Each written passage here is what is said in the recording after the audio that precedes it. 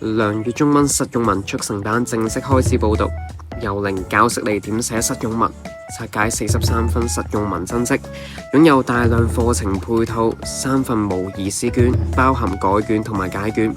如果有興趣，歡迎到我 IG 查詢以及報讀。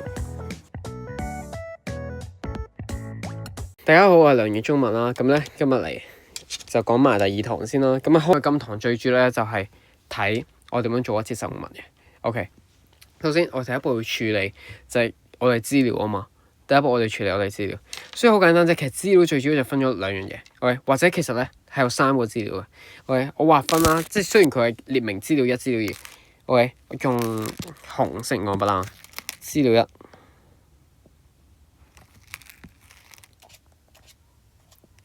資料2。OK， 好啦，咁資料3係咩咧？其實係呢個位置嘅，OK， 我哋冇忽略咗呢個位置。OK， 其實資料係乜嘢咧？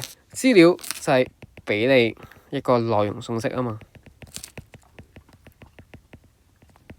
其實佢係提供緊內容信息俾你去抄嘅。OK， 咁好啦，我哋點樣去劃分內容信息先？嗱，我哋打開份嘢嘅時候，我哋一定要有熒光筆 highlight。OK， 第一隻熒光筆嘅 highlight 係咩啊？即係黃色熒光筆啦。就係內容重點字眼，或者一啲內容信息。OK， 當你打開第一份嘅時候，南區義工服務團寵愛有家計劃，OK， 直接 highlight 得㗎啦。OK， 因為呢啲係咩嚟㗎？OK， 我寫埋出嚟。南區義工服務團係咩嚟嘅咧？係舉辦計劃嘅機構啊嘛。OK， 咁2025同2024咧，其實有咩分別咧？最主要嘅分別咧，就係2024年嗰個活動啊，嗰個計劃咧，其實係由學校即係個寫文嗰個學校自己舉辦嘅。但係今年有少唔同嘅位置就係咩咧？就係其實佢係由 OK， 佢係有另一個機構 OK 去搞呢個活動，而我哋學校只不過係參與咗佢哋嘅嗰個活動，所以我哋唔係搞活動嗰個，所以我哋就要俾翻 credit 佢，話翻。所以你寫文嘅時候要俾翻 credit 佢，你話翻俾即係嗰啲聽眾聽啦，就係舉辦計劃嘅機構係邊個，所以呢個都係內容信息嘅第一個部分。咁第二個部分啦，我最重要係啲乜嘢？最重要當然就係計劃嘅名稱啦。OK， 計劃嘅名稱。OK， 咁你基本上咧，OK， 睇呢個咁細嘅標題，其實已經抄咗2樣內容信息啦。咁我哋對一對翻先。嗱，我哋而家有啲咩啊？我哋而家有計劃嘅名稱、計劃嘅機構。咁好啦，我再睇下一樣嘢，我要揾下計劃嘅背景同埋計劃嘅目的咯。OK， 計劃嘅背景同埋目的喺邊咧？其實好簡單啫，睇翻呢張咁嘅海報。OK， 香城近年有棄養寵物嘅情況，其實呢個咩嚟㗎？香城近年有棄養寵物嘅情況，咪正正就係計劃嘅背景咯。OK， 計劃嘅背景，計劃嘅背景。呢一個係屬於計劃嘅背景。本服務團希望藉住呢一個計劃 ，OK， 希望藉住呢個計劃做啲乜嘢啊？就係佢計劃嘅意義咯，提升市民尊重寵物生命意識，減少棄養，鼓勵領養，幫助被遺棄嘅寵物揾到溫暖嘅家。咪正正 exactly 就係呢一個嘅計劃嘅意義，計劃嘅意義。OK， 咁基本上咧，我哋已經揾咗咩啊？揾咗4種嘅內容信息出嚟啦。計劃意義。OK。呢度咧啱啱講過啦，我哋有3個資料嘅，其實就係通常情況係3個資料，呢3個資料入面嘅第3個資料，喺第3個資料入面。我哋嘅身份係啲咩啊？我哋身份係香城中學義工服務團學生代表常天龍。OK， 我哋咧要做啲乜嘢啊？我哋要説明寵愛有家嘅計劃意義，並呼籲咧同學積極支持計劃。OK。首先有少少亂，我哋重新嚟過先。香城中學義工服務團學生代表常天龍，呢樣嘢係咩嚟㗎？係我哋嘅撰文身份。呢個係我哋撰文身份嚟喎。好啦，咁我哋嘅受文身份，即係我哋嘅對象係邊個咧？其實咪就係呢度咯。呼籲同學積極支持參與計劃。OK， 就係呢一個嘅佢。因為2024年咧，其實佢有 specific 講話係中4、5嘅，咁但係佢依家冇講話係中4、5同學嘅時候，咁其實即係代表啲咩？係概括緊所有同學，所以呢一個係受文對象。OK， 咁當你寫一篇文章嘅時候啦，因為咁啱呢一篇文咧係實用文，所以我哋就可以接寫同學。OK， 咁但係如果我哋唔係寫緊呢一個受文，即係我哋冇寫唔係寫緊演講詞嘅情況下咧，我哋寫緊普通書信或者寫緊建議書嘅時候，我哋都要講清楚翻受問對象係邊個。咁如果當然寫俾校長嘅時候，你上款就寫好啦。OK，但係如果佢 specific 講明係某一級嘅學生，OK， 某一級學生，某一個老師嘅時候，記得要寫得仔細啲，OK，寫清楚翻個受問對象。咁但係當然呢度冇，我就唔需要寫，所以受問對象就係同學。咁咧呢度都有講到話，説明寵愛有加計劃嘅意義呢個位置。OK， 説明寵愛有加計劃嘅意義，其實呢個位係咩嚟嘅咧 ？OK， 寵愛有加計劃嘅意義其實好簡單嘅啫，就係呢一度咯。翻上面呢一個位，咪就係提升市民尊重巴拉巴拉，幫助揾到溫暖嘅家。OK， 呢一度正就係佢哋嘅計劃意義咯。OK， 咁但係只不過佢就叫你，喂，你要説明寵愛有加計劃嘅意義，就要上翻嚟呢度抄翻呢度嘅嘢。OK， 咁我哋翻去上面先。咁我哋而家其實揾到啲咩啊？我哋揾到撰文嘅身份、受文嘅對象。咁呼籲咧 ，OK， 呼籲喺邊啊？其實最尾度好簡單一句啫，呼籲同學積極支持計劃。呼籲同學積極支持計劃，其實好簡單啫。你最尾只要喺篇文入面叫啲同學踴躍參與、踴躍支持，就已經好足夠噶啦。OK， 好啦，咁呢一個內容信息檢查表入面嘅呼籲呢個部分咧，其實通常啊就係最容易漏咗嘅，因為佢就得一句，好快就完咗噶啦。喂，你會無端端或者你睇漏咗最尾個資料嘅時候，你可能就漏咗呢樣嘢，所以記得睇清楚有冇呼籲先。OK， 睇清楚你嘅呼籲係啲乜嘢。喂，或者可能唔係㗎，個例子可能如果你嘅身份唔同咗，你嘅身份可能變咗係一個市民，你呼籲嘅嘢可能就唔同咗啦，唔一定係鼓勵同學參與支持嘅活動嘅，所以呢個係例如嚟嘅啫。OK， 例如嚟嘅。好，咁咧基本上咧，我哋第一步我哋做實用文嘅時候，我哋揾到所有嘅內容信息出嚟，已經搞掂咗第一步啦。第三個意見，我哋要做啲乜嘢咧？我哋要做一樣嘢，好簡單，我哋要分佢係正面意見，抑或係負面意見。何謂分正面意見或者負面意見咧？就係同你嘅立場相關啦，與立場相關。即係簡單啲嚟講，如果你係唔支持呢個計劃嘅時候，唔支持呢個計劃嘅意見，咪就係幫緊你咯。OK， 咁所以好簡單啫，我話分翻先。但係我哋而家立場係咩啊？我哋而家立場係支持呢個計劃噶嘛。OK， 所以啦，我哋睇翻邊一個人係反對緊呢個計劃嘅。我喺寵物店見到個可愛嘅小狗，價錢合理，選擇多，有識聽指令，我真係唔明白點解要領養。佢重點係邊咩啊？我真不明白為何要領養。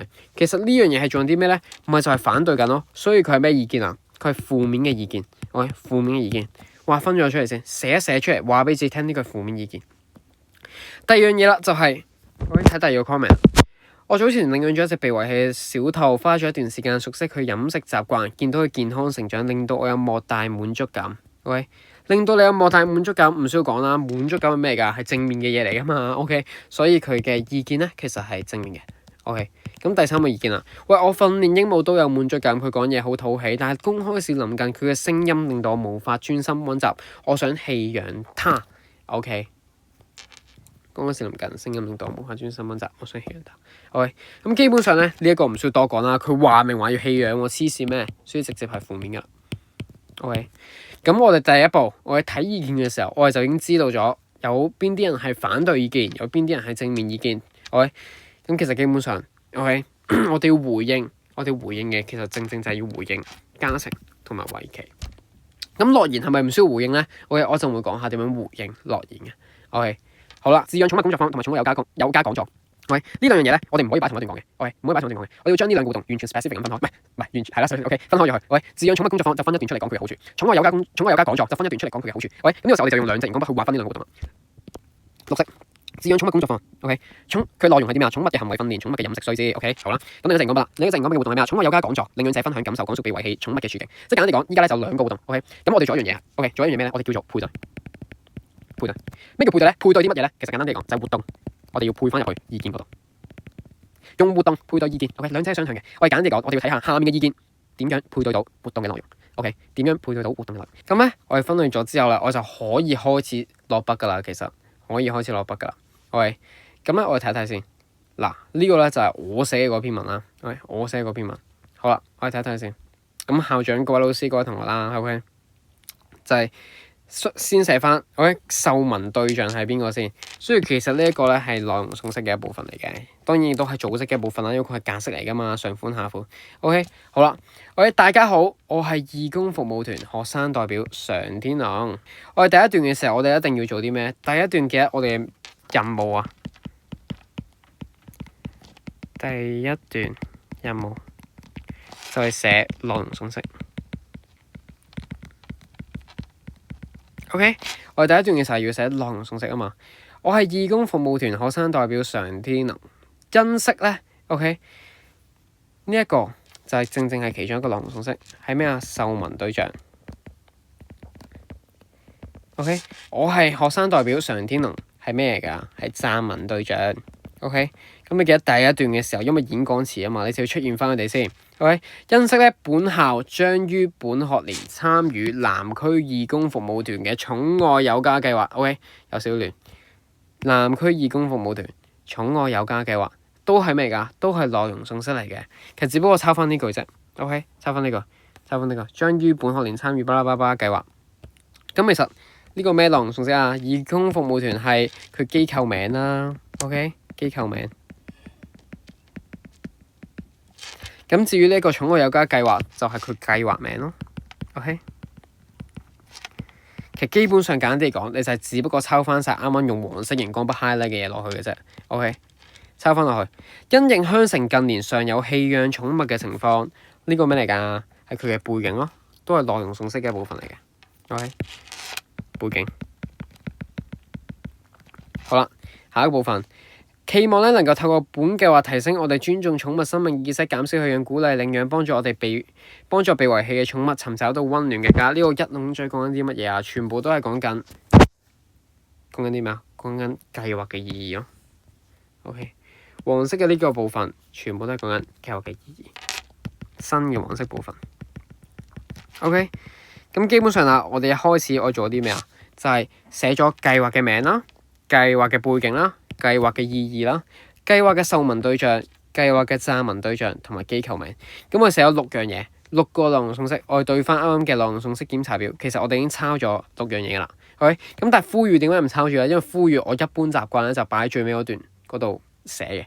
OK， 咁樣會比較好啲，我覺得。OK， 我寫完第一段嘅時候咧，我就開始要寫內容段啦。咁內容段其實有啲咩框架啊？有冇啲咩框架啊？呢一個咧就係我哋內容段嘅嗰個框架。內容段嘅嗰個框架。好啦，咁我哋首先睇睇先。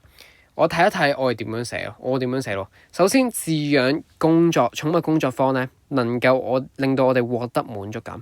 咁簡單啲嚟講，我哋唔需要多講啦，一定要抄翻佢個活動名先。OK， 佢能夠令到我哋獲得滿足感。其實呢樣嘢係咩嚟嘅咧？正正就係論點咯。即係咧，我見到有啲人咧 ，OK， 因為咧我有3篇真跡嘅。一篇真跡就當然係我呢篇啦，另外2篇真跡咧，有一篇咧就係有一個錯誤示範，佢咧就淨係寫咗嗰個活動嘅名，但係佢咧第一句咧係冇重點嘅，其實好樣衰啊！即係佢係點寫咧？佢就首先飼養寵物工作坊，句號就咁樣完咗。我係唔建議嘅，我建議都係有翻個重點，就我哋要有翻我哋嘅重點喺度嘅。OK， 簡單地講就係令到我哋有滿足感咯。簡單寫一句啫嘛，冇所謂㗎。OK， 唔會扣你分嘅呢個，純粹就只不過係令到佢結構靚啲嘅啫，令到佢組織靚啲咯，使我哋獲得滿足感。OK， 咁當然啦，仲要啲咩啊？就係有連接詞啦，連接詞首先 OK， 首先好啦，咁我哋開始呢一個框架。連接詞完咗，論點完咗，我哋就開始要回應意見啦。全部一律嘅回應意見都要點寫咧？我哋睇翻上面先。我哋歸類咗噶嘛，本身我哋而家係寫緊綠色嗰段啊嘛，綠色嗰段。OK， 即係飼養寵物工作坊。飼養寵物工作坊 OK， 同學嘅意見係啲乜嘢啊？一律咧係抄負面意見先嘅。負面意見係咩啊？唔明白點解要領養。OK， 我睇下點抄先。有同學認為寵物店嘅動物價錢合理，而且選擇多，又識得聽指令，唔明點解要領養呢一個部分，咪就正正係抄翻同學嘅意見咯。喂，抄同學意見，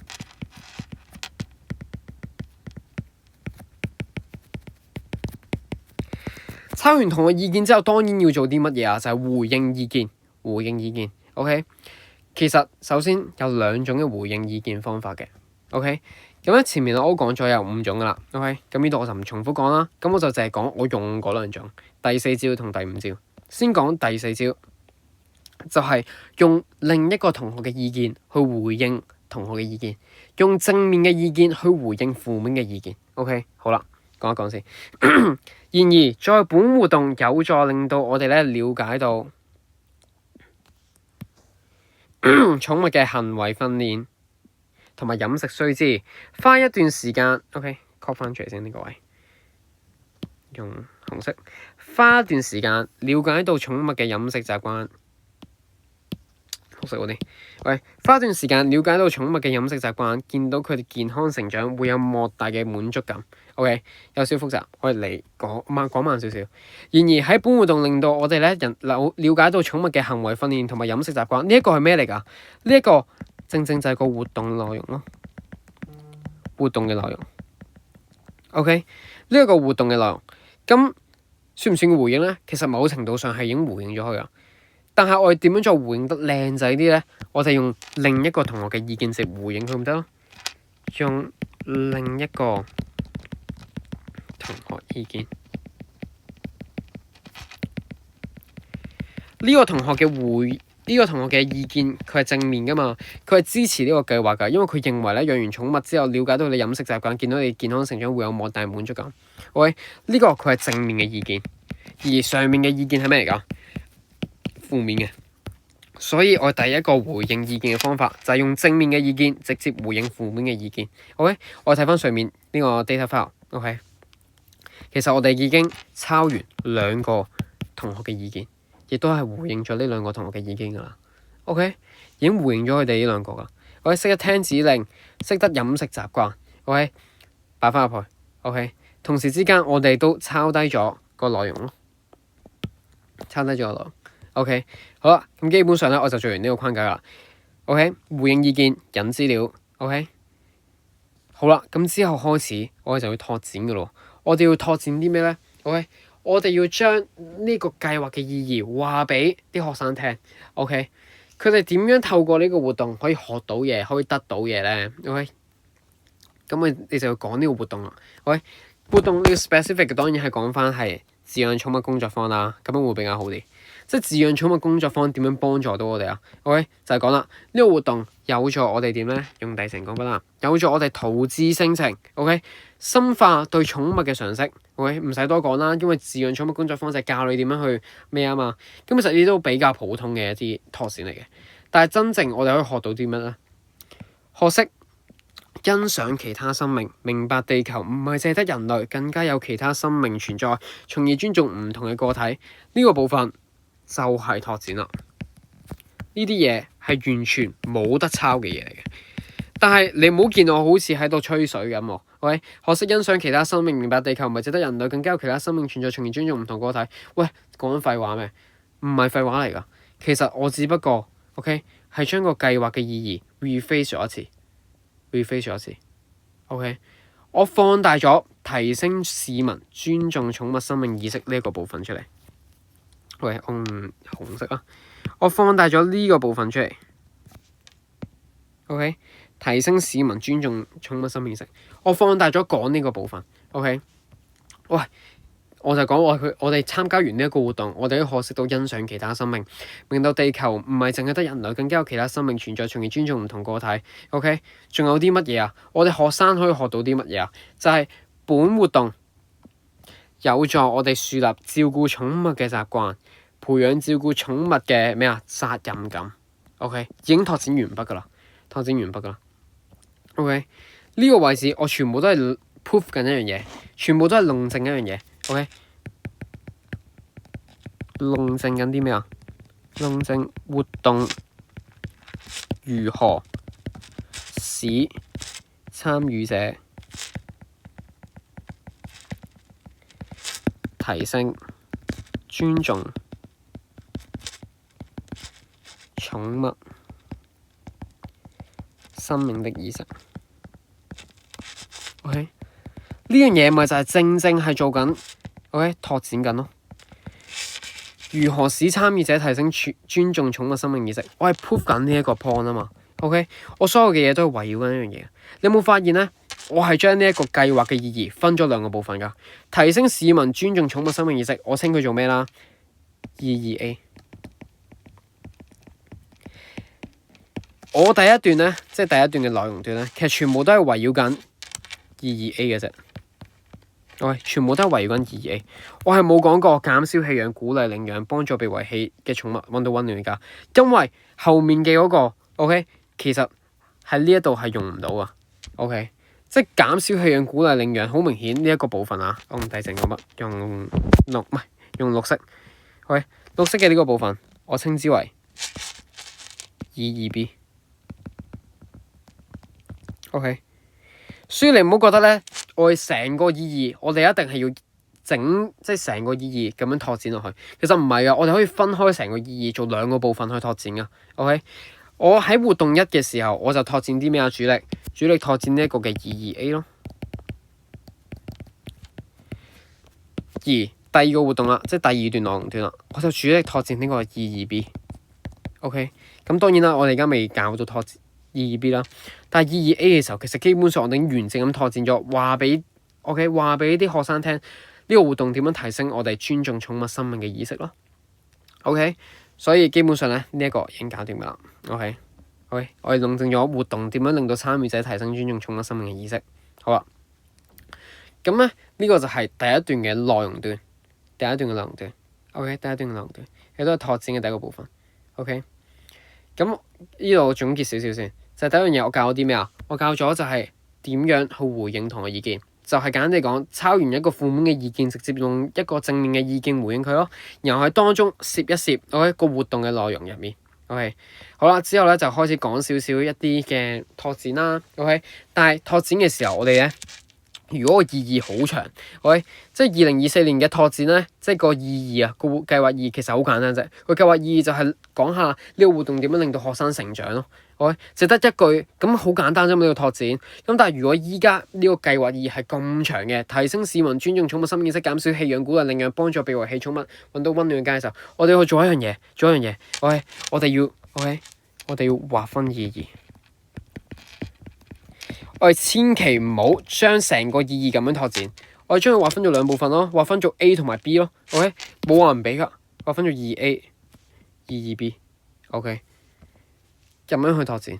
OK， 一個意義就擺一個活動，一個意義擺另一個活動。OK， 咁樣就會比較容易拓展到。千祈唔好成個意義進行拓展，如果唔係你會好痛苦啊。OK， 你啲字數會唔夠，因為你好多嘢想寫。但係我哋而家將佢分開咗兩個部分去拓展。都係我其實都係做緊嗰樣嘢噶，做緊配對咯。我哋一直由頭到尾都只不過係做緊配對，而呢次嘅配對仲配對緊啲咩啊？就係意義。OK， 所以千祈，我哋最重要嘅係受用文做一個 skills 就係配對。OK， 好啦，我繼續講下一段。如果有興趣報讀，記得去我 IG 向我查詢。